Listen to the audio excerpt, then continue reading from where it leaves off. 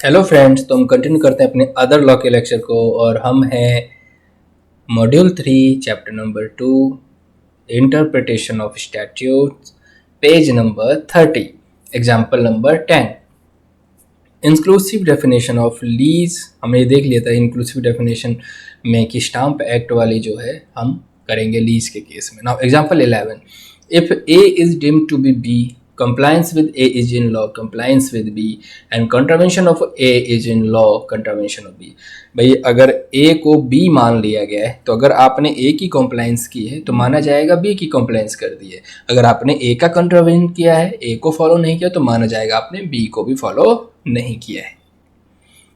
Example number 12, termination of service of a seasonal worker, termination of service of a seasonal worker after the work was over does not amount to retrenchment as per the Industrial Dispute Act 1947। Industrial Dispute Act 1947 उन्होंने बोला कि भाई seasonal worker को season complete होने के बाद निकाल दिया जाता है, जब उनका काम खत्म हो जाता है, तो इसे हम रिट्रेंचमेंट नहीं बोलेंगे, इसे रिट्रेंचमेंट नहीं बोलेंगे। But termination of employment of a daily wager who is engaged in a project on completion of the project will amount to retrenchment if the worker had not been told when employed that his employment will end on completion of the project। लेकिन अगर जो daily veg पे काम करते हैं, किसी project को complete होने तक के लिए काम करते हैं, और अगर उनको काम देते टाइम ये नहीं बताया गया कि इनका प्रोजेक्ट कब कंप्लीट होगा, तो इस केस में उनको निकालना रिट्रेंचमेंट बोला जाएगा, उनको निकालना रिट्रेंचमेंट बोला जाएगा।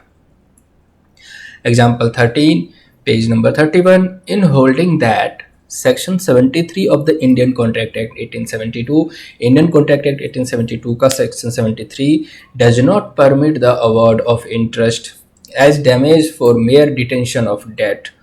The Privy Council rejected the argument that illustration given in the Act can be used for arriving at a contrary result. It was observed that nor can an illustration have the effect of modifying the language of the section which alone forms of the enactment। अब ये कहते हैं कि भाई Indian contract act में section 73 में एक example दे दिया, तो ये कहते हैं उस एग्जाम्पल की वजह से कोई लॉ नहीं बन जाएगा।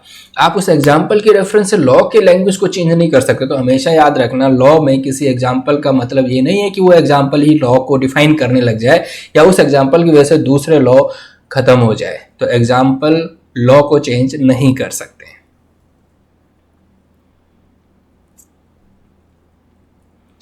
आगे चलते हैं और जो नेक्स्ट एग्जाम्पल है, तो सारे एग्जाम्पल्स हमने कवर कर लिए, इलस्ट्रेशंस कवर कर लिए।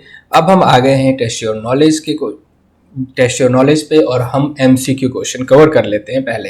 पहला, the rule of Heydon's case is also known as, ये जो हेडन्स केस है उसके रूल को क्या कहते हैं? अब ये तो बिल्कुल याद रखना पड़ेगा, 1 का बी, मिसचीफ रूल।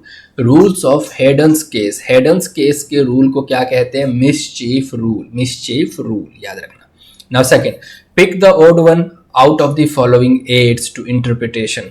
अगर इंटरप्रिटेशन, लॉ को इंटरप्रेट करना है, उसके लिए हमें किसी की अगर मदद लेनी होती है, हेल्प लेनी होती है, तो उसे हम क्या कहते हैं? प्रीएम्बल, मार्जिनल नोट्स, प्रोविजो या फिर यूसेज कहते हैं। तो सेकंड का डी है, उसे यूसेज कहा जाता है। अगर हम लॉ की इंटरप्रिटेशन में जिस चीज़ का मदद लेते हैं, जिस चीज़ की हेल्प लेते हैं, उसे कहा जाता है usage, USAGE। Now third, dash is the cardinal rule of construction that words, sentences and phrases of a statute should be read in their ordinary, natural and grammatical meaning so that they may have effect in their widest amplitude। अब मतलब कोई word है उसका, या sentence है, कोई phrase है किसी भी कानून में, उसका हम बहुत ही साधारण तरीके से नेचुरल मीनिंग निकालना चाहते हैं, ग्रामेटिकल मीनिंग निकालना चाहते हैं, ताकि उस लॉ का अच्छे से अच्छा इस्तेमाल हो पाए, तो उसे हम क्या कहते हैं? उस रूल को क्या कहते हैं? Rule of literal construction, rule of harmonious construction, rule of beneficial construction, rule of exceptional construction. Harmonious कहना चाहिए, वैसे थर्ड का ए है, रूल ऑफ, अच्छा लिटरल मीनिंग मतलब लिटरली वो लॉ किस लिए बना है, तो थर्ड का ए करेंगे आप, rule of literal construction, rule of literal construction. Question number 4, an internal aid that may be added to include something within the section or to exclude something from this। कोई ऐसा लॉ के interpretation में जिसकी वजह से include और exclude किया जाता है, उसे क्या कहते हैं? नाउ प्रोविजो, एक्सप्लेनेशन, शेड्यूल और इलस्ट्रेशन, उसे एक्सप्लेनेशन कहा जाता है। एक्सप्लेनेशन के थ्रू आप किसी भी चीज को ऐड करते हैं और इंक्लूड करते हैं या एक्सक्लूड करते हैं, तो एक्सप्लेनेशन कहा जाता है उसे। Now fifth, when there is a conflict between two or more statutes or two or more parts of a statute, then which rule is applicable? अगर दो कानूनों में कुछ डिफरेंस है, कन्फ्लिक्शन है, तो फिर कौन सा रूल एप्लीकेबल होगा? Welfare construction, strict construction, harmonious construction और मिसचीफ रूल। तो यहाँ पे हार्मोनियस कंस्ट्रक्शन एप्लीकेबल होगा। हार्मोनियस कंस्ट्रक्शन तब एप्लीकेबल होता है जब दो लॉ में कंफ्यूजन हो, कन्फ्लिक्शन हो। तो इस तरीके से हमने एमसीक्यू कवर कर लिए। अब चलते हैं डिस्ट्रक्टिव क्वेश्चंस की तरफ। नाउ पहला, explain the rule in Heydon's case while interpreting the statutes quoting an example. अब हेडन्स केस के रूल को बताइए, मिसचीफ रूल को बताइए कि जब हम स्टैट्यूट्स को इंटरप्रेट करेंगे तो कैसे होगा, और एग्जांपल भी बताइए। तो ये रहा answer number 1, where the language used in a statute is capable of more than one interpretation। जब लैंग्वेज जो स्टैट्यूट में, कानून में जो लैंग्वेज लिखी गई है उसकी वजह से एक से ज़्यादा इंटरप्रिटेशन निकल रहे हैं, एक से ज़्यादा मतलब निकल रहे हैं। The most formally established rule for construction is the principle laid down in the Heydon case. तो प्रिंसिपल जो बताया गया जिसके बेस पे डिसीजन लिया जाएगा, this rule enables consideration of 4 matters in constitute. तो वो 4 चीज़ें देखेंगे किस लैंग्वेज को माना जाएगा या किस इंटरप्रिटेशन को माना जाएगा। वो 4 क्या है जो हेडन्स रूल कहता है? पहला, what was the law before making of the act. Act बनाने से पहले लॉ क्या था? भाई कानून तो किसी चीज़ पे अब बनेगी ना, पहले से भी तो नेचुरली किसी कानून को या रूल को हम फॉलो करते आ रहे हैं। तो ये कह रहे हैं कि एक्ट बनने से पहले वो लॉ क्या था। व्हाट वाज द मिसचीफ और defect for which the law did not provide. वो कौन सा डिफेक्ट है, वो कौन सा तरीका है जिससे उसको गलत किया जा सकता है किसी लॉ को, जो कि प्रोवाइड नहीं किया गया लॉ में। What is the remedy that the act has provide. या कौन सा इलाज है या कौन सा सॉल्यूशन है जो लॉ प्रोवाइड कर रहा है, एक्ट प्रोवाइड कर रहा है। What is the reason for the remedy, और वो रेमेडी का कारण क्या है। किसी चीज के लिए अगर सॉल्यूशन दिया जा रहा है तो उसका कारण क्या, कोई प्रॉब्लम होगी, problem. Now the rule then directs that the courts must adopt that construction which shall suppress the mischief and advance the remedy. जो मिसचीफ को हटा दे, जो गलत इस्तेमाल करने वाली लॉ चीज़ों को हटा दे और रेमेडी का मतलब सॉल्यूशन दे, वैसे हम उस इंटरप्रिटेशन को अडॉप्ट करेंगे। ऐसा इंटरप्रिटेशन जो मिसचीफ को ख़त्म करे, मतलब गलत तरीके से लॉ का इस्तेमाल हो सके उसे ख़त्म करे, और जो सॉल्यूशन दे उसे हम सेलेक्ट करेंगे। Therefore even in case where the usual meaning of the language used falls short of the whole object of the legislature, a more extended meaning may be attribute to the word. तो जहाँ पे हम ऐसे meaning को लेंगे जिसका मतलब wide निकल रहा है, थोड़ा बड़ा सा एरिया या बड़े प्रोविजंस की तरफ कोई चीज़ निकल रही है, बड़े मतलब का कोई पर्पस सॉल्व हो रहा है जिस लॉ से, उसे हम इंटरप्रिटेशन मानेंगे। If the object of any enactment is public safety, public safety की बात करें, then its must be interpretedly wide to the, वो उस ऑब्जेक्ट को पूरा करने के लिए हो, पब्लिक सेफ्टी के लिए। Thus in case of workman compensation act, अब एग्जांपल दे रहे हैं। वर्कमैन कंपनसेशन एक्ट में मेन ऑब्जेक्ट है provision of compensation to workman, workman के कंपनसेशन को, वर्कमैन को जो पैसा दिया जाता है उसके provision. It was held that the act ought to be constitute, जो एक्ट है वो ऐसा बनाया गया है ताकि जो प्रोविजन है उसका कि वर्कमैन को सेफ्टी प्रोवाइड कर सके।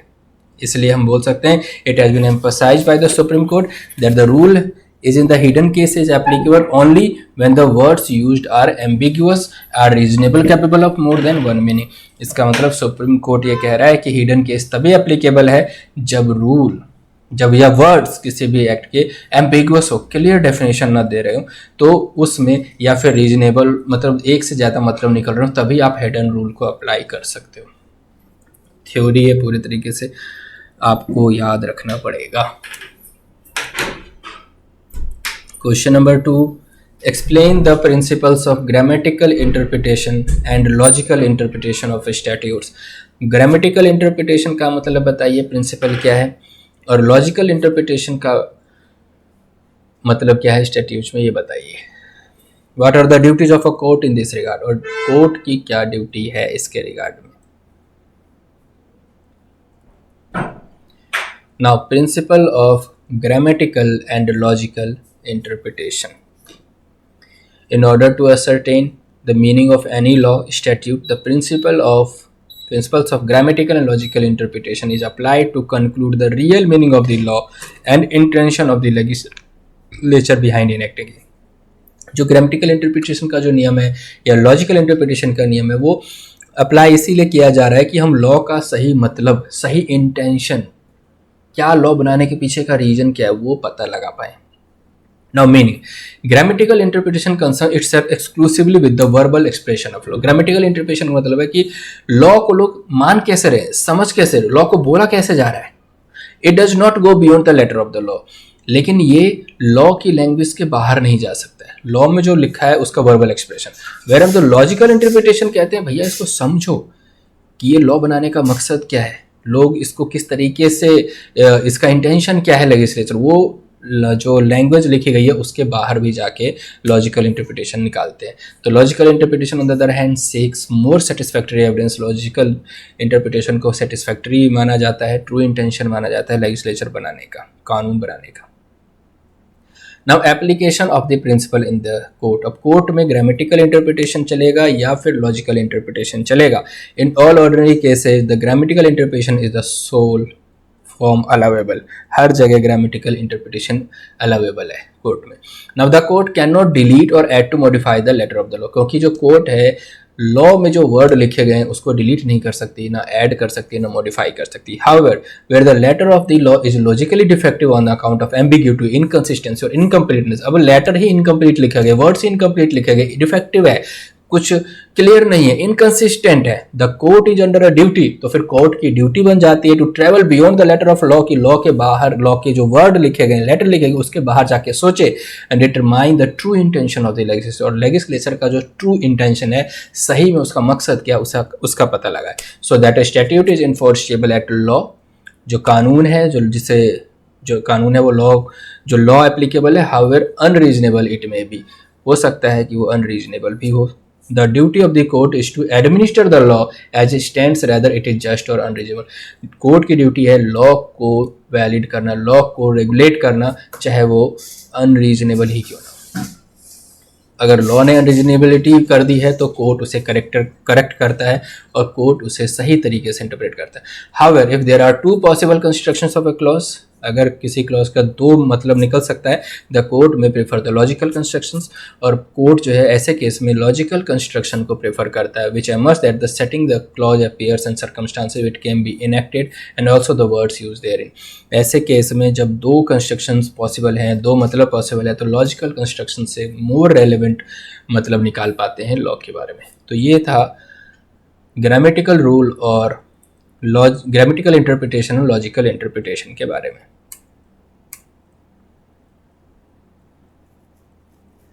चलते हैं आगे. What is the effect of proviso. किसी लॉ में जब प्रोविजो दिया जाता है तो उसका इफेक्ट क्या होता है. प्रोविजो एक तरीके से एक्सेप्शंस की तरीके से काम करता है. Now does it qualify the main provisions of the enactment. क्या ये लॉ के मेन प्रोविजंस की तरह काम करते हैं. Now second, does an explanation added to a section widen the ambit of a section. अगर कोई एक्सप्लेनेशन ऐड हुआ किसी सेक्शन में तो क्या इसकी वजह से सेक्शन का जो पावर है, सेक्शन की जो लिमिट है वो आगे बढ़ जाती है, ज़्यादा पावरफुल हो जाती है वो section. Now question number 3. First, normally a proviso is added to a section to an act. कि भाई कोई चीज़ हम एक्सेप्शन देना चाहते हैं तो यहाँ पे लिखा है कि कोई भी प्रोविजो तभी ऐड किया जाता है किसी सेक्शन में जब एक्सेप्ट समथिंग और qualify something stated in that particular section to which is added. Exception करके उसे ऐड किया जाता है. अब proviso should not be ordinarily interpreted as a general rule. Proviso को सिर्फ जनरल रूल की तरह ट्रीट नहीं किया जा सकता. अब प्रोविजो हमेशा सेक्शन के साथ अटैच होता है. हमेशा पहले सेक्शन पढ़ना होगा फिर प्रोविजन पढ़ना होगा. नाउ अब प्रोविजो पढ़ना होगा. Proviso to a particular section carves out an exception to the main provision. Main provision का एक्सेप्शन है proviso to which it has been enacted as a proviso. Proviso जो है वो मेन सेक्शन का exception है कि यहाँ पे ये एप्लीकेबल नहीं है। Now second, sometimes an explanation is added, explanation add किया जाता है किसी सेक्शन में, किसी एक्ट के सेक्शन में, for the purpose of explaining the main provisions containing, कि उसका मेन मोटिव होता है कि मेन प्रोविजन को हम एक्सप्लेन कर रहे हैं। एक्सप्लेनेशन ऐड तभी किया जाता है, बट प्रोविजो मेन सेक्शन का एक्सेप्शन लेके आता है, ये सेक्शन एप्लीकेबल नहीं होगा इस केस में। Now if there is some ambiguity in the provision of the main section के प्रोविजन में कुछ कंफ्यूजन है, एम्बिग्यूटी है, क्लियरिटी नहीं है, तो ऐसे में एक्सप्लेनेशन इंसर्ट कर दिया जाता है हार्मोनाइज करने के लिए and clear up the ambiguity the main section में जो चीज़ें कंफ्यूजिंग है उसको क्लियर करने के लिए। Something may added to be और something may be excluded from the main provision by insertion of an explanation जोड़ के किसी चीज़ को ऐड किया जा सकता है तो किसी चीज़ को निकाला भी जा सकता है, but the explanation should not be constitute to widen the ambit of the section. लेकिन एक्सप्लेनेशन को आप ये नहीं बोल सकते कि इस सेक्शन से ज़्यादा पावरफुल हो गया है, मेन प्रोविजन मेन सेक्शन ज़्यादा पावरफुल रहेगा। तो इस तरीके से हमने इस वीडियो में एमसीक्यू कवर कर लिए और हमने क्वेश्चन नंबर 3 तक डिस्कशन भी कर लिया है। तो नेक्स्ट वीडियो में मिलते हैं और हम इस चैप्टर के जो रिमेनिंग क्वेश्चंस हैं उसे भी कवर करेंगे। तब तक के लिए बाय बाय, टेक केयर।